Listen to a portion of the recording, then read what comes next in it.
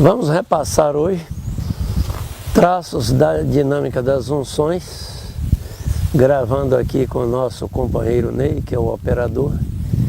Ney é publicitário e pastor também aqui em Vitória da Conquista, na Bahia.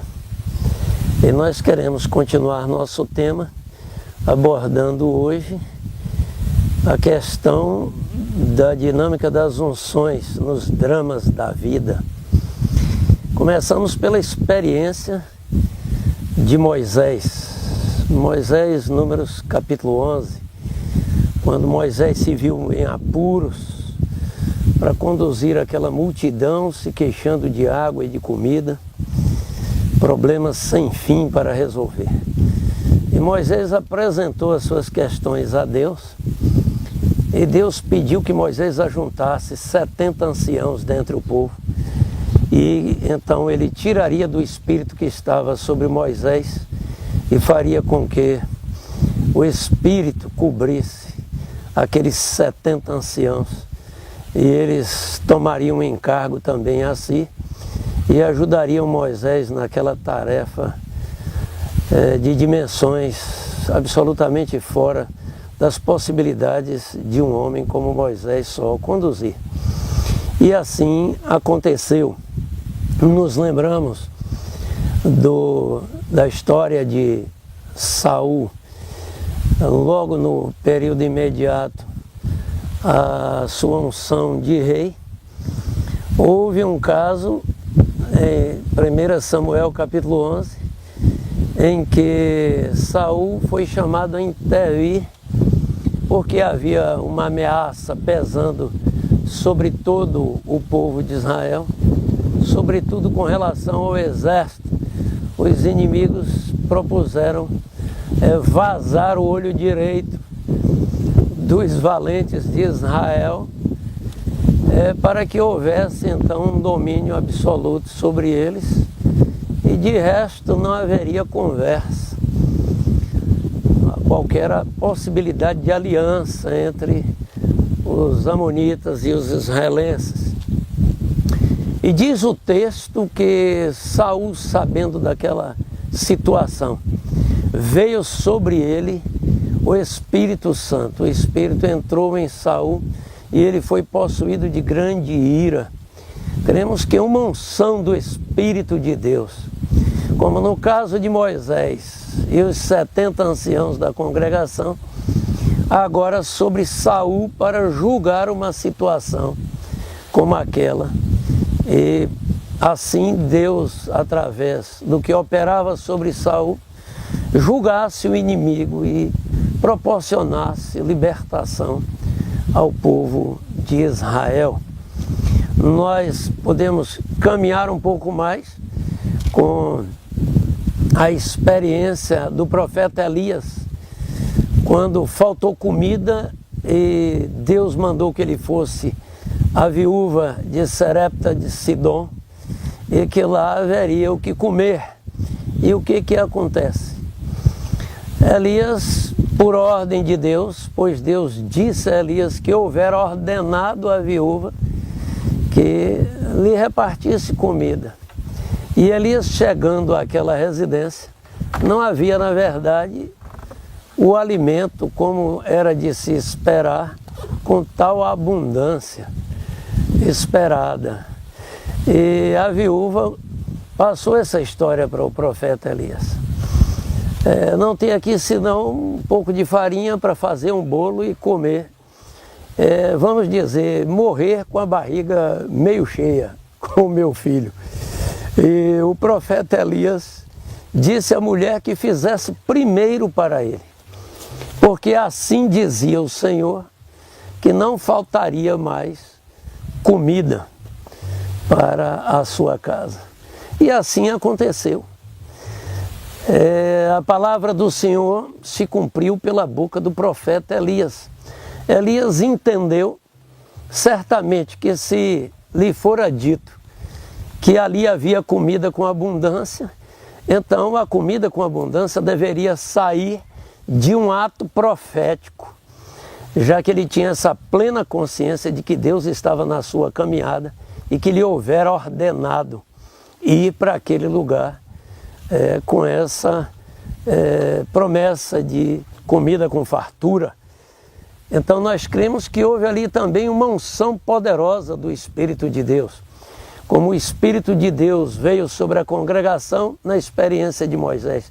Como o Espírito de Deus veio numa unção muito especial para resolver o drama de Saul e dos valentes do exército de Israel e de toda a nação. Agora o Espírito de Deus operava com poder sobre a vida do profeta Elias numa unção de momento para aquela situação determinada.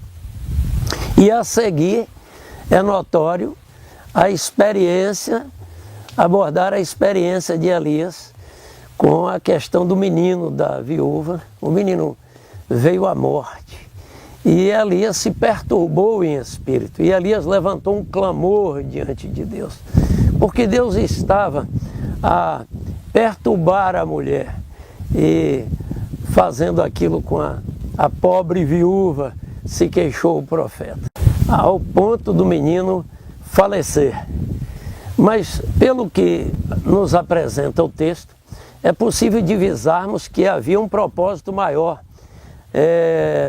em Deus de levar aquela mulher a um conhecimento muito específico da obra e da presença de Deus, da sua atuação nos dramas da vida.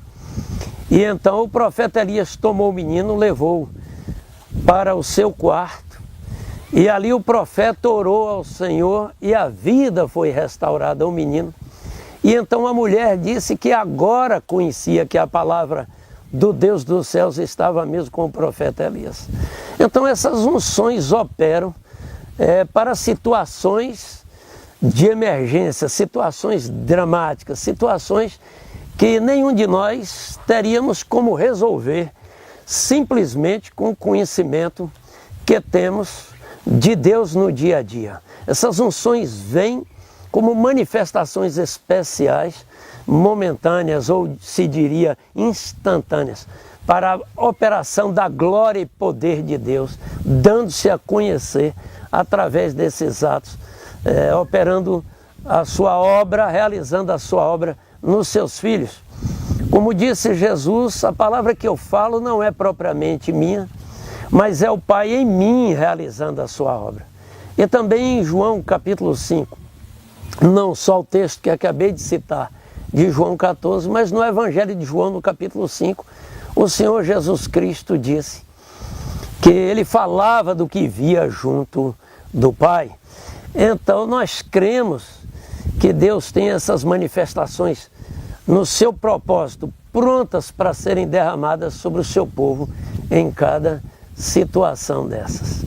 Como diz o texto de 1 Coríntios, há diversos serviços ou diaconias estão para o Senhor, há diversos dons estão para com o Espírito Santo, há diversas unções ou realizações ou operações, diz o texto de 1 Coríntios capítulo 12, citando isso o apóstolo Paulo, as unções há diversas e elas estão para com Deus o Pai, para que nós tenhamos absoluta dependência de Deus no que Ele há de operar.